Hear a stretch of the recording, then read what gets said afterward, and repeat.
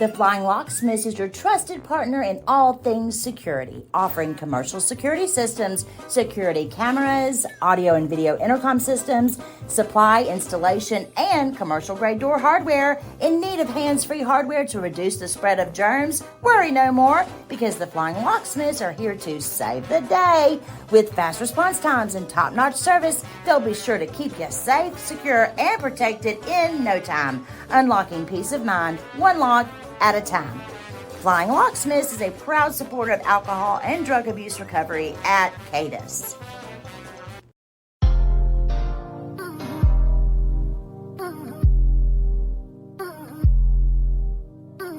Welcome to Scarred But Smarter podcast, hosted by Jeff Stiles, presented by CADIS, Council for Alcohol and Drug Abuse Services, sharing relatable stories of addiction recovery along with our hearts, our voices, and an abundant amount of love with all of those affected by the disease of addiction.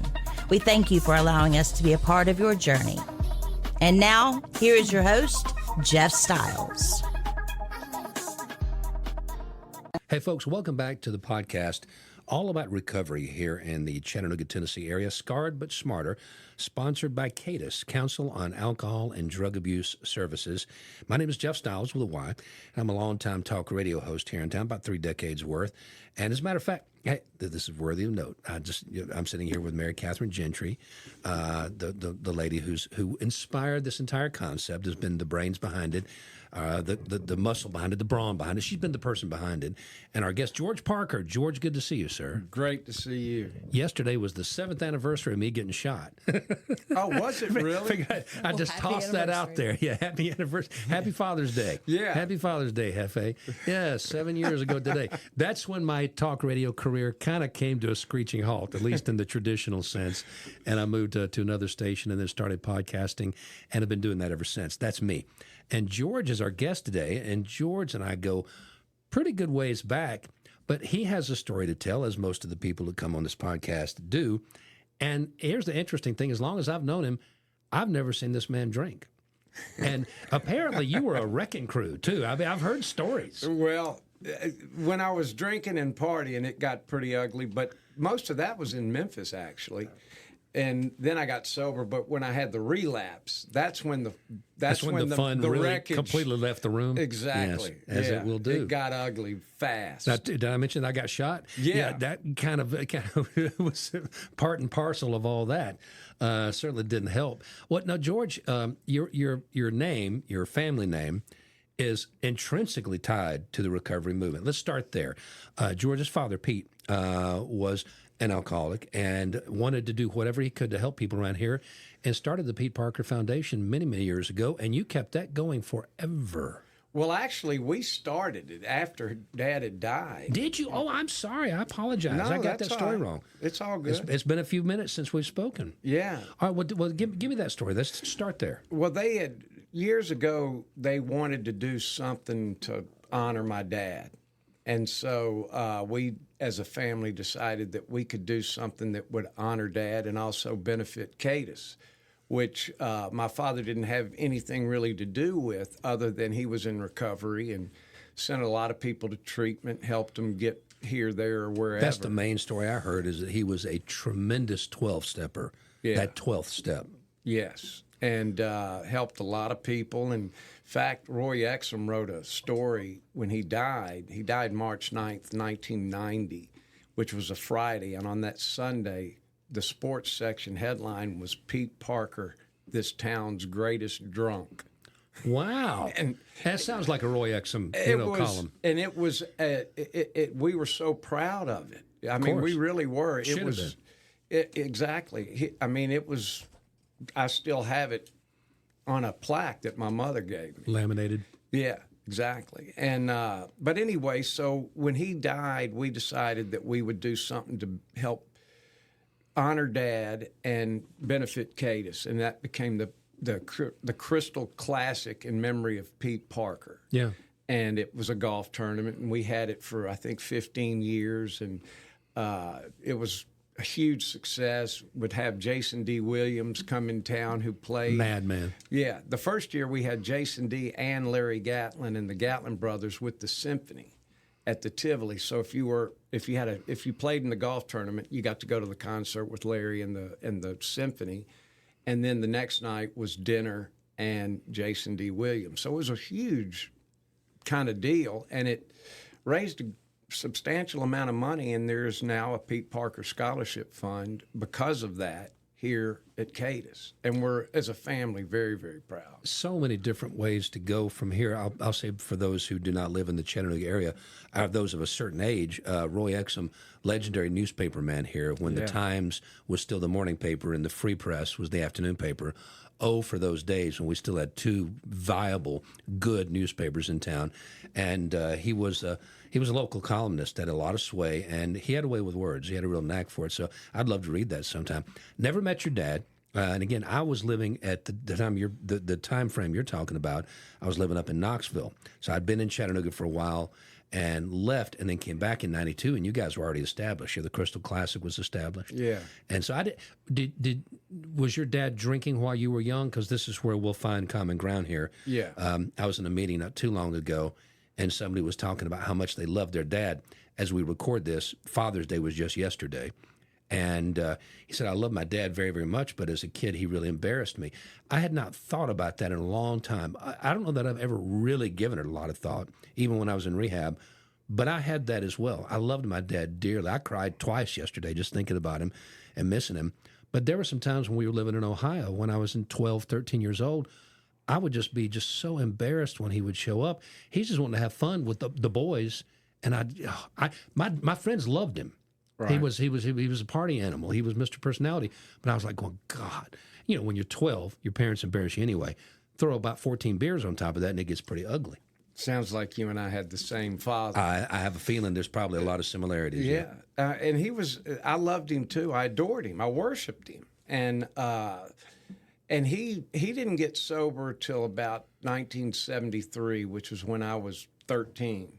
And in the years that preceded it, there's one particular episode that happened that I actually told this same story on the Sally Jesse Raphael show. Really? They had us on there to talk about addiction in the family. And it was my dad, my sister, and I. And it was awesome. It was fun. We had a ball with it. We're all egomaniacs with inferiority complexes, and so we were all digging it. It was great fun. But I was playing baseball, and it was right across over here at G. Russell Brown Field when it happened. Not far from where Cadiz is. Yeah, exactly. And I actually hit a home run, and I was trotting around the bases, and all of a sudden my father stands up and at the top of his lungs with venom flying, run, hustle, you hustle, you little lazy or whatever. And I was like, dude, what the hell is wrong with you, man? I just hit a home run. You're supposed to be cheering. Dinger. And my coach, literally, I found out this out later, he went up and said, you're embarrassing your son. Ooh. And Dad said it got his attention as much as anything anybody had ever said or done prior to that. Yeah. And I think that was the beginning of him headed towards getting sober. Light bulb moment. Yeah, because I was probably 12 at the time. I was 12 when I discovered my dad was drinking. Yeah. He literally, I don't want to get too far down this rabbit hole. We're going to talk about your story, but my dad was a clothing salesman, men's clothing. He sold suits. Yeah. He was a good-looking guy, 3 inches taller than me, 6'6". I mean, just athletic, and he would wear leisure suits, which were popular in the day back, the late 60s, early 70s. Whatever he wore, he sold. People loved it. He was he looked like Glenn Campbell. He looked like a young Glenn Campbell. Had the sideburns and everything, and he was gone 3 months on the road. Then he'd come home for 3 months. Gone for 3 months, come home for 3 months. Yeah. Imagine having a schedule like that, having 3 months vacation twice a year and having a drinking problem. But he never did it around me. The first time I ever saw him drunk, somebody brought him home from a bar in one afternoon, and dropped him off at the house, and he crawled up the steps. And it was the first time I even knew that he drank at all. Yeah. And it was just, at the age of 12, my childhood, the guillotine came down, boom, over. All of a sudden, a huge amount of responsibility got dumped on me on my shoulders. I kind of became the man of the house and had to look after him and help my mom. And I still have, to this day, I have nightmares about going home to my old house in Ohio to find something. I'm looking for something.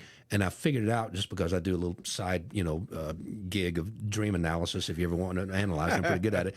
I'm looking for my childhood. And the house is haunted. I didn't mention it. The house is haunted. But it was a crashing reality blow. Yeah. And I had an idyllic childhood up until then. But after that, it was something I had to live with. Yeah, so we swapped batons. I was 12 when I found out. You were 12 when your dad went into rehab. 2, and then I found out he was going to AA. I just broke his anonymity. Sorry. I think everybody will let you slide on this one. Yeah, I hear you. And that kind of blew me away. And when you were saying that you don't recall him drinking, I can honestly say I'm 64 years old, and my father died in 1990. And I can honestly say I cannot recall one time that he was drinking. And I remember for Christmas, I gave him a liquor set, a bar set from, Kmart or with something. A jigger and all that stuff. And I can just see my mother going, great. What is this? But they were keeping it a secret from me. Exactly. And did a great job of it. And I do remember him taking a sip of a beer once. And I remember thinking it was cool because he never drank beer. I remember knowing that he never drank beer. So whatever memories of that, I've blocked them out and only recall talking to him on the phone when he was drunk. And it scared can I cuss? Usually this is a podcast. You can do whatever you want to do. It scared the shit out of me. And I was at a friend's house calling to get permission to spend the night. And I didn't even recognize his voice. He was so drunk, I couldn't figure out who I was talking to. And that was the first time that it really became apparent to me that something wasn't quite. Final question. We could talk about this for hours. I mean, it's really intriguing stuff. I mean, even if you've never dealt with something like this, the question being this. So I know what I saw was terrifying and horrifying, and I had to live with it for quite a while. And my mom would literally bribe me, just using love and support and mom hugs and bribes, actual bribes, to find my dad's liquor bottles. And I became very adept at it. I want you to think about the sickness of that situation. I'm actively working against my dad to get, love and hugs from my mom, and I'm busting him. I'm finding liquor bottles hidden in 50-pound bags of dog food, taped to the underside of the toilet tank, things like that. And I got very, very good at it.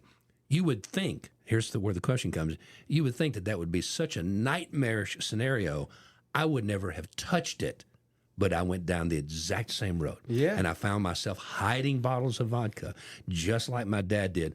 What the hell is wrong with us? Exactly. Genetics are a bitch. You're not kidding. I remember one time I was probably 10 or 11.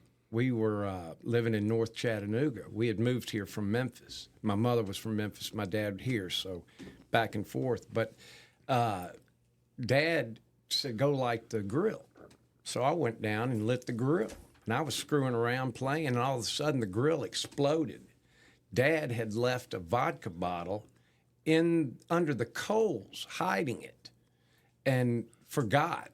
And it scared the hell out of everybody. I mean, a big burst of flame goes. Yes. Oh, yes. Yes. It was rocket fuel. And Mom was livid. Imagine if it'd been moonshine. Y'all have been killed. Oh, you're not kidding, man. But he was not. Dad was not a moonshine guy at all. I got you. He was, What was your thought process? I mean, when you first started using, how old were you? And you knowing what the repercussions were. Here, you've dealt with this, and you said, "Yeah, I think I'll go down that road too." The madness. I started drinking right around the time he stopped drinking. My parents had gotten separated, and then found out in a matter of about a week that Mom and Dad, that Dad was an alcoholic. Mom and Dad were getting divorced, and we're moving to Memphis. And at that point, I was 14, but I'd been drinking probably since I was 12. We would camp out in the neighborhood. We thought we were miles from anybody. We were Recognize that very well. 100 feet from the parents laughing their asses off at us, thinking we were You're out in hiding. the wilderness, yes. Yeah, exactly. And so I just remember in knowing that I liked the way this made me feel. You were predisposed to it. Yeah. And then, but it really didn't start getting ugly until I was about a senior in high school. That's when I really started smoking pot. Alcohol was on the list of things that I would do, but it was way down on the list. It was not your premium drug of choice. It was not my drug of choice. Pot and pills and cocaine and all that came later, but early on it was pot. So, and a lot of it. Well, and again, we're the same age. We came up during the same time frame. Who did you know as a senior in high school who wasn't getting high at least every once in a while? I could name them on one hand. Yeah. At a small school, in a little bitty Mayberry-like town down in Georgia, had a graduating class of 90. But I think I could literally name the people in my class 5 fingers that didn't get high at some point. Yeah. That was part and part. That was set 1978, baby. Yeah, that was 79. Yeah, 78, 79. That was the time. Yeah. I mean, and it was, how did you define people? You define them as cool. Oh, they're cool. Now, that didn't mean they were Fonzie. That just meant that they got high or they were okay with you doing it. Yeah. People who were not cool were the people who didn't want you to do it for whatever reason. Exactly. And I had 2 groups of friends all my life. When I started smoking a lot of weed, I had my pot friends, and I had the 5 guys that I met the first week of my 9th grade year when we moved back to Memphis. Good boys. Great guys, and they're still my closest friends to this day. And I would hang with them. They knew I smoked pot, but I didn't party around with them as much. Our similarities are amazing. It is, striking. isn't it? I had my woods buddies, my outdoors buddies, right, and my party buddies. Yeah, exactly. And that's exactly the way it was until I finally got sober. October 28th, 1985 was my original sobriety date. Wow. Having been to treatment twice by that time. I went to treatment right after I graduated from high school in the summer of 79, and then went again in the fall of 1984. And then finally, in October of 85, something clicked. I knew I was unhappy. I was sad. I couldn't figure out what I wanted to do or what I didn't want to do. I just had no direction. And as much as I loved my father, he was a great advisor, but not a very good parent. Gotcha. And wasn't prepared for anything, but when I got sober, I wanted to have a relationship with him. And I mean, I remember him calling on more than one occasion. I was an avid runner at the time, and I'd get through running, and I'd burn a big old fat Bob Marley, and I'd be smoking this joint. Dad would call, and I'm like, "What's up, Dad?" And he could, You were so clever. Yeah, he couldn't possibly know. Exactly. When are you going to quit smoking that shit? I said, I don't know, Dad, but hold on. Not right this second. Not today. We laugh at it now. Exactly. Yes, as long as we've known each other, we've beat around this stuff, but we've never actually had this discussion. I moved here in '84, and I promise you, I wasn't even beginning to think about the fact that I had a problem, an issue, and I did. I was 46 when I went into rehab. Yeah. So God bless you for figuring it out so early. I'm envious of the people who, I know people come into I go to St. Paul's at noon, the AA meeting, it's my home group. And some people come in all the time. They're in their late 20s, early 30s, and they think their life is over. Oh. They're not going to ever be able to have any fun anymore. And I go, no. Thank God. Get down on your knees and thank God that you're doing it this early. Yeah. You've got such a leap ahead of people like me who came wandering in here after they've had all their kids and they've really gotten settled into their routine. I promise you're going to be better off. I have a friend, and I won't say his name, but he just celebrated his 90th birthday. And he's been sober for 5 years. Wow. Yeah. And he ended up playing 90 holes of golf, I think, on his 90th birthday. Great guy. And, yeah. Never too late to do the right thing. Exactly. And never the right time to do the wrong thing. You're becoming my teenage idol over here. Those years are way behind us. Yeah. Well, all right. So you're in a haze of marijuana smoke. You're popping pills. What? Just everything that was available then. Yeah. Quaalude, speed. Well, Quaaludes were, you know, it was right. I think Quaaludes had a short lifespan with The most my dangerous crew drug because it was of so our time. dangerous. Yes. And they were bootlegging them even then. And so I wasn't into the Quaalude thing, but I would steal pills from friends. You know, I'd go in the medicine cabinet at a party or something and grab some pills. But it was 99% of it was pot. And I got sober, stayed sober, and in 2006, and I had a music hall during that period and had some unbelievably fun things, but stayed sober through all of it. But in '06, I had back surgery. They fused 3 vertebrae, baskets, pins, a bone transplant, all kinds of stuff, and it was brutal. And I got hooked on the pain medication. What year was that, Circle? What year? 2006. That was the year I got sober. Well, it was the year that I fell off the wagon.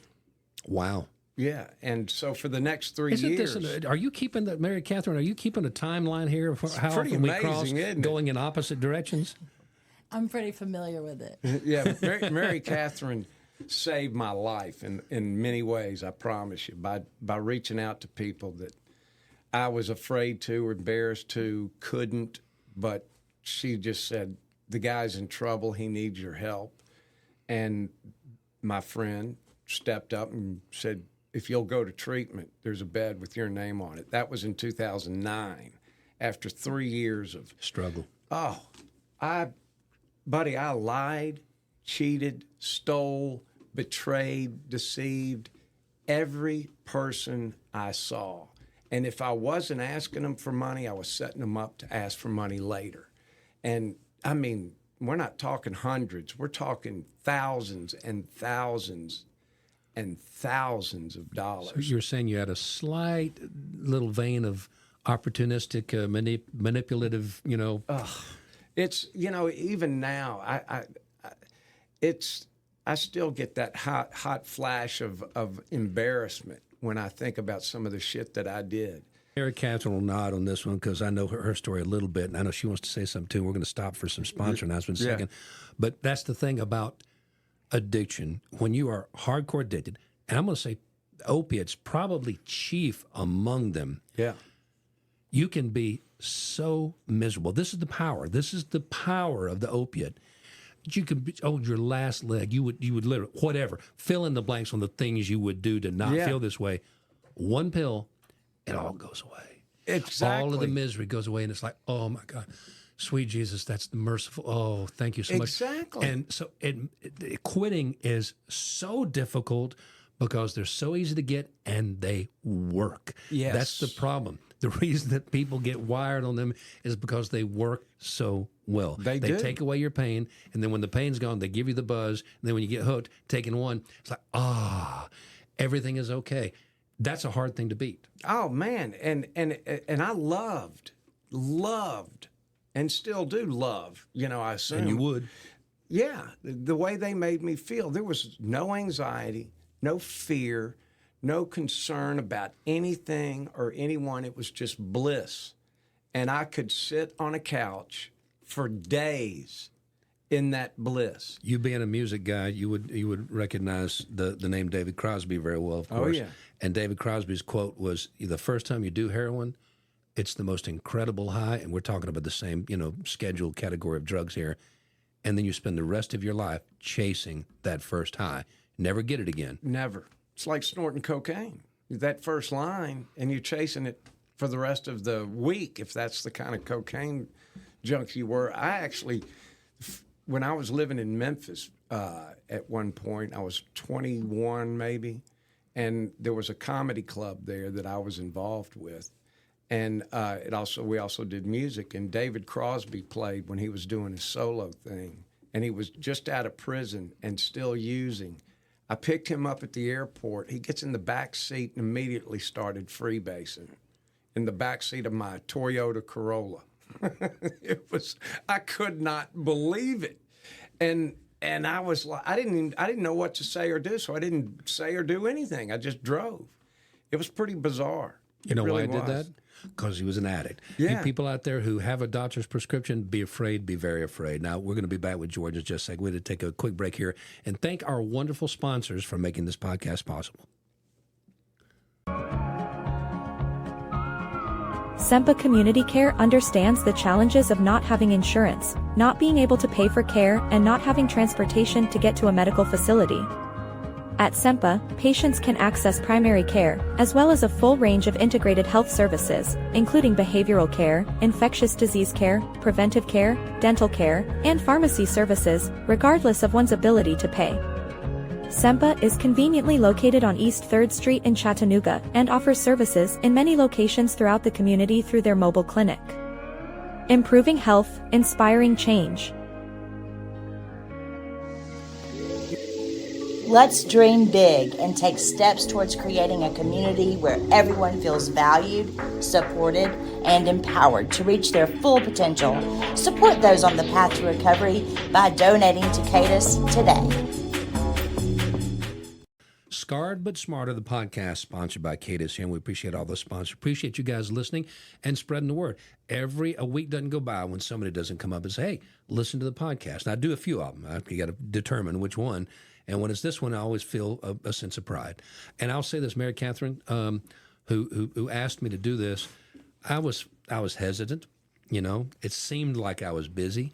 It seemed like this is really where I want to go. She dropped your name fairly early, and it helped convince me. It really good. did. It helped convince me. And again, I didn't know until this conversation that we had so many parallels in our lives. Yeah. I think of another person that we finally went out one day after knowing each other forever and went to the brass register, had a couple of beers, and started talking. Bobby Stone. Yeah. Our good friend Bobby Stone. And he and our lives paralleled each other so much, except for that he was incredibly wealthy and his family was well off and mine was not. Other than that, the life stories were very, very similar. Bobby was such a great guy. In fact, I have a poster that was his. And when he passed away, I just happened to see it, and they gave it to me. And it's the Wrecking Crew documentary poster. And one of my all-time favorite music documentaries. And if you're a music fan and you've never seen it, watch it. There are about 5 must-watch documentaries like that. There are. I say 20 Feet from Stardom is one. Questlove has just produced some good stuff. The Sly Stone, we just lost Sly last week. Man. There's another cautionary tale for everybody out there, a bad one. Brian Wilson as well, 2 in 1 week. Let's talk about that for a second. The reason I know George the way I do is because of his relationship with music. And we'd met a number of times, but until you started working, doing the performance hall, I mean, we didn't really, we weren't pals. We didn't chum around very much. Right. And your name came up. I did a podcast not too long ago, a couple of weeks ago, with Barry Corder and Mike Dewar. Yeah. And over at Sean Woodfield's place. And your name came up repeatedly, as you might well imagine, as we were talking about the changing music scene in Chattanooga. And the performance hall then morphed into Rhythm and Blues. That's when Mike took over. But it was like that old, the beginning of the Twilight Zone movie where Dan Aykroyd and the other character, he's going, was that a Twilight Zone or was that a night gallery? I think it was a night gallery. I think it was a zone. Yeah, so we're like, was that performance hall? Was that Rhythm and Blues? When I saw the band, you get credit for that. The band. It was the most awesome. The band. It's my proudest and favorite. My favorite. Probably 300 people in there. Well, I don't know. Whatever the capacity. I know I was standing on the banister. Yeah. I was standing on the guardrail of the upstairs, stairwell, and had my hand on a pipe just in case my feet slipped. Yeah. Because there was nowhere to stand. Oh. You told me to get down, but I did. I remember. I said, I'm not going to fall. He said, you won't fall, but the next person who tries it will. Yeah. But I mean, golly, what a time. That was. I love talking about it because it was my what's the word? Epiphany? And the mountaintop. Pinnacle? Pinnacle. Thank you very much. But I remember when they showed up. This was the band, Levon, Garth Hudson, and Rick Danko were in the band. Yeah. And the other guys were members of Big Brother and the Holding Company and a couple other bands. But when they got there, I had to bring in Brett Noblet, who passed away, one of the great guys, had brought in some extra sound equipment. And their tour manager was barking orders here, there, and everywhere. And then finally, he gets through. Excuse me. And he says, all right, we've got everything squared away. They're going to play 75 minutes, not 1 second longer. That's the contract. You're not going to introduce them, so don't even ask. They're going to play what they're going to play, so don't ask for any songs. And I want security here at the 74th minute to take them. I said, you got it. And then about 5 minutes later, he walks up. He goes, hey, man, I need a favor. And I wanted to say, yeah, here's your favor right here, pal. But I said, Hard ass. Yeah, exactly. And I said, what is it? He goes, Levon smokes pot, a lot of pot, more pot than you smoke cigarettes. And he hadn't had any pot in a week. And he's miserable, and he's making me miserable. Is there any way? And I said, I don't know. I don't drink or smoke pot. And so I don't know, but I'll see what I can do. Well, my sound guy at the time, good friend, still great guy. I know him. You know him. Yes, I remember him well. And I said, D, I need a little weed. He goes, I'm not giving you any pot, because they all knew I was in recovery. And I said, it isn't for me. He goes, who is it? I said, it's for Levon.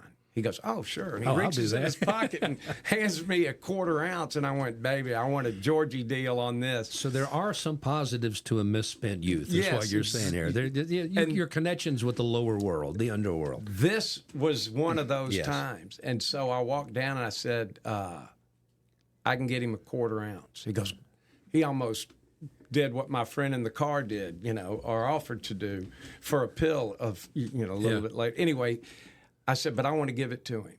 He said, he's on the bus. Have at it. So I walk on the bus, said hello to some people, and Rick Danko goes, Levon, the owner of the club, needs to speak to you. And he goes, come on back, Mr. Owner, man. And so I walked back, and I palmed it, and I shook his hand. And he looks in his palm and goes, sit down. And within 10 seconds, he was smoking a bowl and offered it to me, offered me whiskey, and and I was, no, thank you. But so he's getting high. And then I said, I have one request. And I know I probably shouldn't ask you. He said, what is it? I said, my brothers are here. This is the biggest show I've ever done to date. I'm all I want to do is walk out on stage and look at the crowd. And all I'll say is, ladies and gentlemen, the band. And that's all I wanted to say. He goes, oh, hell yeah. You just walk out with us. And so that's what happened. On my word of honor, and you were there, they were supposed to play 75 minutes. And at 2 hours and 40 minutes, Rick Danko looks at Levon. I happened to be standing backstage when it happened. He said, I don't know any more fucking songs. And Levon starts laughing. He goes, let's play the woo-woo song. And it's that, I ain't got no money, woo-woo-woo-woo. Yeah. Some like Frogman Jones. Woo-woo-woo-woo. Yeah. Woo-woo-woo-woo-woo-woo. Yeah. Exactly. It's a great song and a great way to end it. Man, the crowd was nuts. And it was true. I'm sorry. That's right. That's right. I'm a little, anyway, it was awesome. It was so much fun and so cool. I just want to jump in real quick and say, obviously, we don't want to glamorize, this stuff. But I mean, this is the world of rock and roll. This is the world of, sex, drugs, and rock and roll we're talking about. And that just takes me to my one of the biggest questions I have for you is, how could you do that? How could you be in recovery? And not only rhythm and blues and bringing bands in and picking up David Crosby and stuff like this. Not rhythm and blues. That was. I'm sorry. I said performance hall, but the Brew Fest. My God, I mean, most of my friends, if I drop your name, they know you first and foremost as the guy that did the Brew Festival, the Brewers Festival here in town, which I used to go to in complete and total sobriety, and it didn't bother me. But I would, because I went for the music, because the music was so excellent. And I always discovered, if I was presented with a challenge early in sobriety and still to this day, I could go into a whiskey tasting extravaganza and not have no real hankering to partake, because my shields are up, because my armor's up. And I could do that. And people question me. Some of the people in the program question me even going, but how could you do that so often, so many times, and immerse yourself with it the way you did and not relapse and not slip? I don't know, but it was the relapse I had was a direct result of getting pain medication from the back surgery. And there's a friend of mine that's been clean and sober for 30 years. I'll tell you his name after. I don't want to embarrass him, but he was performing at this particular the festival in 2009. He was performing, and I told him what had happened, and I'd known him since the Performance Hall days. He opened for the band. Yeah. And I know who you're talking about now. yeah, and he said, and it was just, I don't know why it tickled me then, and it tickles me now. I just remember him looking at me, and he goes, "Did you get to have any fun at all, or was it just feeding your addiction and just trying not to get sick?" And I said, for the most part, it was to avoid getting sick. Yeah. And that's really what kept me using for much longer. It wasn't the fact that you were having fun and having a good time, because it used to do that. Right. It was the fact that once you started again, it was maintenance. It becomes the same thing with me in my relapse. And actually, for the record, since I threw that out there kind of flippantly earlier, I was not drinking the night that I got shot. For those who don't know, I got shot in a road rage incident, and it really had a profound effect. It was a big story around here. But I was not. But when my relapse did kick in, that was exactly it. I don't remember ever once I started again, and it was after a major physical injury. Yeah. And somebody offered me some liquor, and I was laid up. Couldn't go anywhere if I wanted to, and I took it. From that first drink, that first slip, which became a god-awful, terrible, triple low, nothing good came of it, relapse, I never got a buzz. I never got happy. I never got high. I started it, and then I couldn't stop, because if I stopped, I went right back to the same misery I had dealt with in 2006 with the tremors and DTs and just this horrific darkness descending upon me, spiritual death. And, when I went into rehab. So it's not like I went back to any given starting point. I went back to exactly where I ended, and that was the new beginning. It's not something that works. And I'll tell anybody out there who's got 6 months, 6 years, 16 years, relapse does not take you back to the good old days. It takes you back to the last point when you said, "I can't do this anymore. It's killing me." And that's where you begin. Right. Don't do it. It's just that simple. Just don't do it. I haven't heard one person say, "Yeah, after 12 years of sobriety, I went back and had a real good time for 3 years." Never have heard that story once. Me either. And I know I didn't. It was torture. I mean, every single day. And I mean, from the moment I woke up, looking for money, looking for pills, looking for money, looking for pills. Sometimes have money, no pills. Sometimes had pills, but no money to buy. It was horrible, and that's all it was. All encompassing. Just to keep from getting dope sick.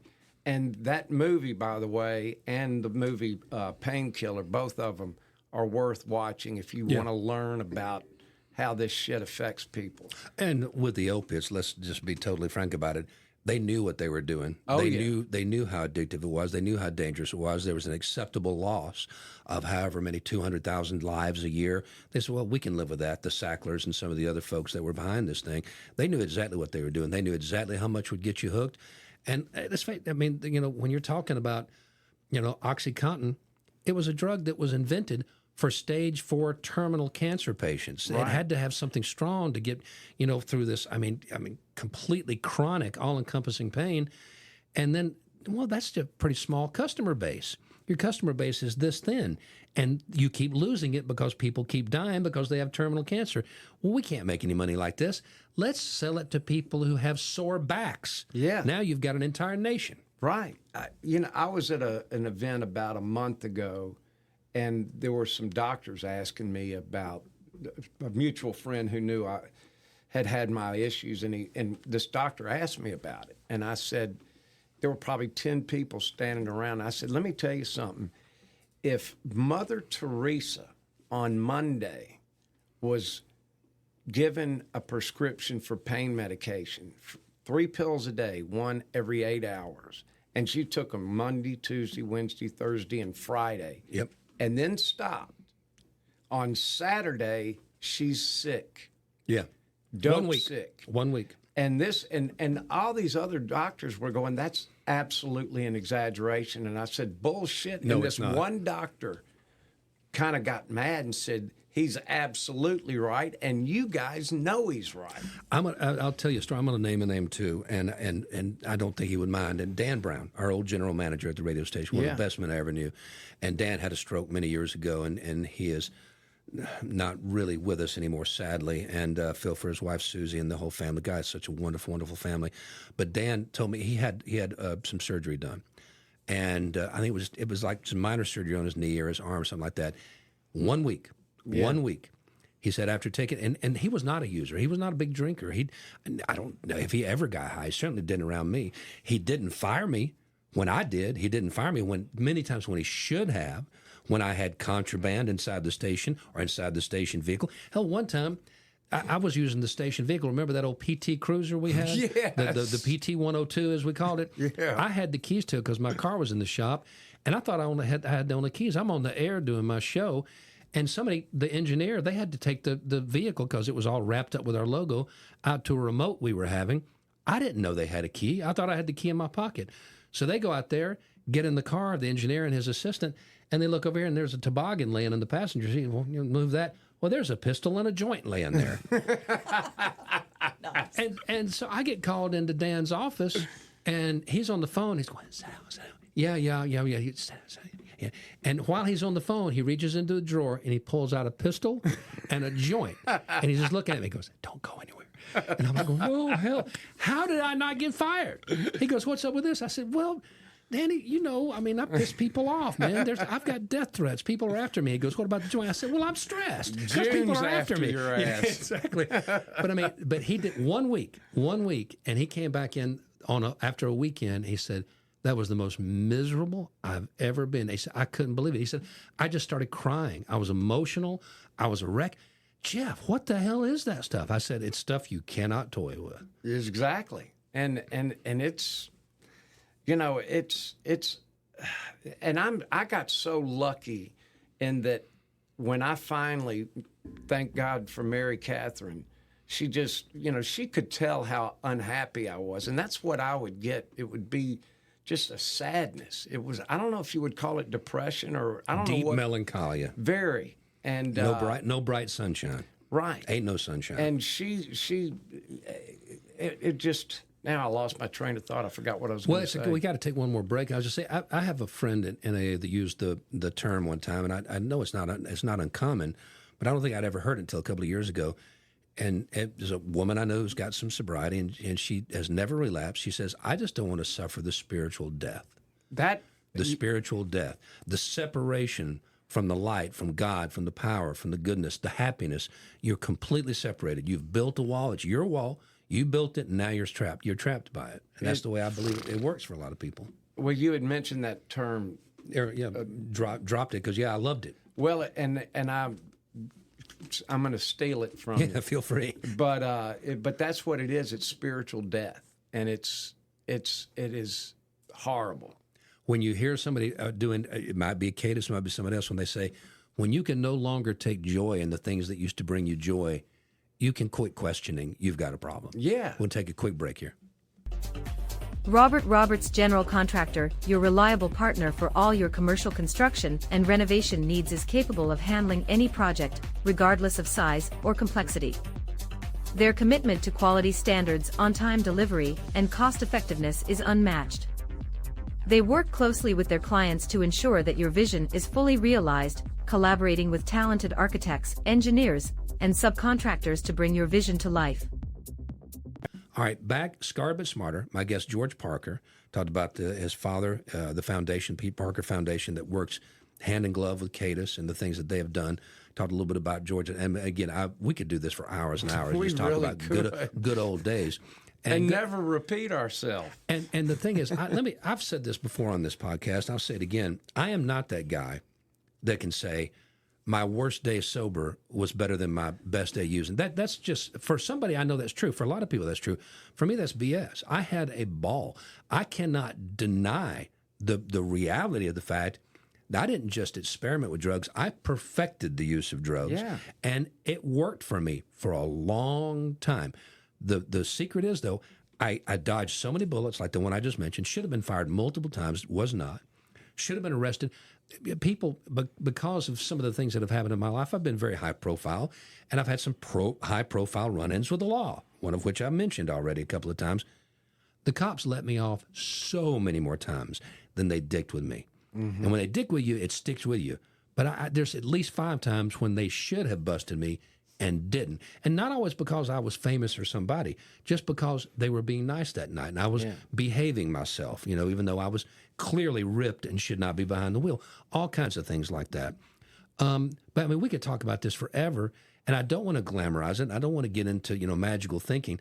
I can't go back there because, once again, that fun time, that was over. It was over for years before I stopped. And I will never, ever be able to get it back. Again, if y'all know somebody who has successfully gotten sober and gone back out and is doing okay, feel free to contact me and I will correct this statement. I don't know of a single person who's ever been able to do it. Me either. But having you here is just lovely. And Mary Catherine, quit digging in your purse and talk to me for a second. I want to ask you something.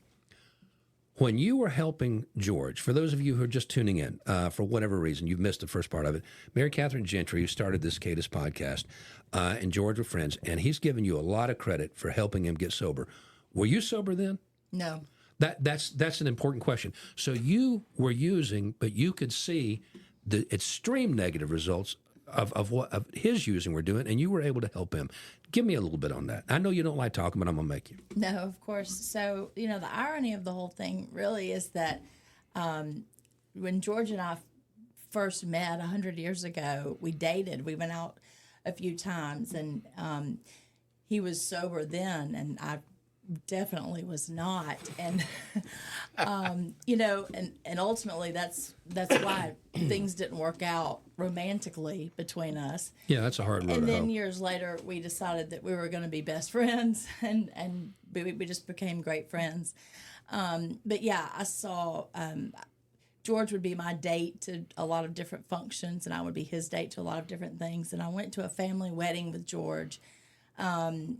We were very late. It was his niece's wedding, and I knew that was it. That was it. I thought, George has got to get help. He's got to get help. And I looked around this room full of people that loved him, his family, his friends, women and men that he had grown up with, he had known his whole life. And I thought, he's got to be a part of this. He's got to get back. We got to get George back. And so I just told him, I said, George, we got to get you back. And he came to my home, and we went through it for several days together. And but on more than one Good for you. occasion. Yeah. I would go to her house and try to withdraw at her house, and I'd last 2 days max and start coming out of my skin, getting the crazy legs. We laugh about it now, but I wanted to say this too. You're absolutely right. There is nothing to glamorize about a relapse, or when I'm laughing about stuff, it's because it had a happy ending. We're here. We're here. We're above ground, and we're talking to each other. And sobriety, Hopefully helping somebody. right? And sobriety never runs out. The pills, the alcohol, the drugs. I don't care how wealthy you are. It's going to run out, and you're going to go through what we went through every couple of days, which was withdrawal. And that Every couple of days, the most miserable time that you can possibly imagine, you would do that again and again and again. It's insanity. I mean, it literally, truly is insane. When you talk to somebody who really has a hard addiction problem, and you hear stories like this, I just don't think you can understand the amount of work it takes. You talked about the time you're either looking for money or looking for drugs. The amount of time it takes to plan how you're going to get them, when you're going to get them, who you're going to get them from, the driving, the whatever transactions that take place, the taking of them, the using of them, the recovering from them. It's all encompassing. It just eats up your life. And then when you quit, you suddenly have so much time on your hands. That's an issue for a lot of people. It's hard for a lot of people. What do I do with myself now? Find something. Fish. Go roller skating. I don't care what it is. There's something you can do that'd be better for you. But it is truly an amazing amount of work to be screwed junkie. up all the time. And Yes. I say it in meetings. This sobriety is the easier, softer it is way. the easier, softer way. Being an active addict in the throes is torture. And one of the things I was going to say earlier, I got out of it, thank God, before the fentanyl really kicked me too. in. Me too. And I'd OD'd accidentally twice. Oh my. And I know myself well enough to know that if I was looking for pills and the person said this might be a bootleg, and if it's a bootleg, it could kill you, You take it. I'd have said, give it to me. That's fine. And I'd break it in half, or I'd take the whole thing and convince myself that I would be able to walk and stay awake before it actually knocked me down and killed me. I mean, that kind of arrogance and combined with massive stupidity, it's a bad combination. The first time I ever took an OxyContin, and I came up, the pain pills that were around when I was young were Percocets. Yeah. Percodan even more than Percocet. That's the difference between aspirin and acetaminophen as its base. The first time I ever took one, a girl I knew that was in radio gave it to me, and I said, oh, well, this will be fun, and I broke it in half. I didn't know that they were time-released, and they had a coating. This particular kind, this was like super high-end, get it from the doctors. It had a certain type of coating on it that released it over time. So when I broke it in half, I broke that coating, popped half in my mouth, and immediately went down to the worst migraine I've ever had in my entire life. I was blazed up. I had a big orange ball in the middle of my vision. Oh, I couldn't turn my head one way or the other without it just being excruciating. What the hell would make somebody do this? Found out later the mistake I made. I didn't make that mistake anymore. Yeah. And I figured out a way to do it again. And again and again. You know how I quit? You want to know how to deglamorize this? Pills, not alcohol. I already stopped drinking alcohol for quite some time, but was still taking the pills. Again, I had a prescription. Yeah. Taking them more than prescribed, but I had a prescription. I'd fooled everybody, in two doctors, not one, but two. Yeah. Certainly won't name them, but that was during the heyday. I went to Gatlinburg, got a cabin, and sat in there for a week by myself, one solid week, and just went through the heebie-jeebies and all the things that come with withdrawal. Did not sleep. I don't think I slept for 5 nights. That means you start hallucinating. Oh. And I wouldn't leave to get in my car to go get something to eat. I ordered pizza twice a day, and they brought pizza to me, and I'd tell them to pick up a Sprite. And I sat there and watched reruns of The Ghost Whisperer with Jennifer Love Hewitt because I didn't even have the energy or the interest to reach over and grab the remote and change it to something. That's how worthless I was. Couldn't sleep, didn't want to stay awake, as unhappy as I could possibly be. There's your glamour. That's a brother. I'm telling you, man, I know exactly what that is because I've done the same thing, and it is absolute torture to be an addict in the throes of your addiction. I don't care what anybody says. Anybody want to come from anywhere, want to argue with me on that point, and I'll do it because it is the worst. It's such an unnecessary thing. It's not. It's just a horrible way to live a life. And I have more fun, infinitely more fun, sober than I ever did, especially in the relapse period. Yeah. Because all that was me sitting on my ass, eating pills, clicking. And if I wasn't eating pills, I was looking for pills. And if I wasn't looking for pills, I was looking for money. And just, I betrayed so many. I stole money, probably $30,000, maybe more, from my mother. My mother. And she just passed away in March. And thank God I got sober before she passed away. And everything was put back together, but it took time. I'm sure there was a point in that time period where that was a line you wouldn't cross, and then you did. Damn right. And there was another line you wouldn't cross, and then you did. Very close family member of mine did the same thing. And she actually kept a detailed accounting. Talk about the deep, deep pathology. She kept lists of people that she had ripped off and how she did it, and plans on how she was going to get money from other people and other family members. And there were 2 lines she didn't cross and never did. My aunt who had Down syndrome and her own daughters. That was it. Wow. But after talking to her later, she said she was this close. Because the aunt with Down syndrome was a full-grown adult. She was 64 when she passed away. With Downs, that's a hell of a thing. Yeah. But she had a job. She had money. She had Social Security money coming in. So everybody, this is one of the old sayings, speaking of sayings in AA and in 12-step programs, an addict will steal your drugs. A junkie will steal your drugs and then help you look for them. And that's the kind of sick that we're talking about here. So basically, we got to wrap it up here. I know isn't that accurate though? It really is. I'd never heard that, but it's awesome. Help you look for them and know when they're in their back pocket. And I think I've probably done it. Yeah, probably. And here's another thing. Again, I'm not a thumper, as we say in 12. So I'm not a book thumper. I'm not orthodox by any stretch of the imagination.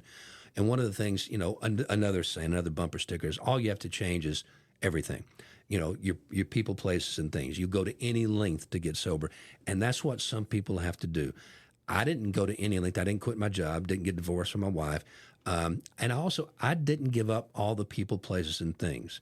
Some I did. Some I had to. Right. But there, you still were going, you're running a concert hall.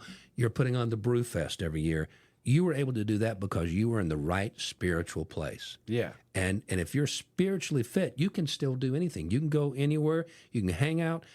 If you're not, you got to take it very, very slow and be very careful because, man, the lure is so strong. And do you still, and last thing I'll ask, do you still get the compulsion? I am, I got to be very careful how to answer this. Well, every now and again it'll pop in my head. Most of my family's in Memphis, and I'll drive to Memphis, and by yourself, let's put in. My car still has a CD player, so I was listening to one yesterday. Yeah, and I'll pull out an old CD, and it'll remind me of a time, and every now and again I'll fantasize about it, and think, but to be honest, I know how bad that shit's going to make me feel in a very short period of time. And I can't allow myself to entertain that thought in the way that I would make it, I'd romanticize it in some way or, and I can't do that. But it does pop into my head. I can't help what pops in, but I don't have to embrace it and nurture it and love on it, It's a terminal diagnosis. You'll have it until you die. Yeah. I'll be an alcoholic the day I die. Yeah. Whether or not I've had a drink in 50 years or 5 or 15 minutes. Right. Man, I'm so glad you came in today. I appreciate it so much. Me too. It's great to see you. Yeah, Mary really Catherine, thank you for bringing them in. And I would love to even take more time, but we don't have it. So we'll wrap it up today. Scarred but Smarter, thank you. Please give some business and some love to our sponsors. And again, share this relentlessly, mercilessly with everybody you know. It might really help literally save a life.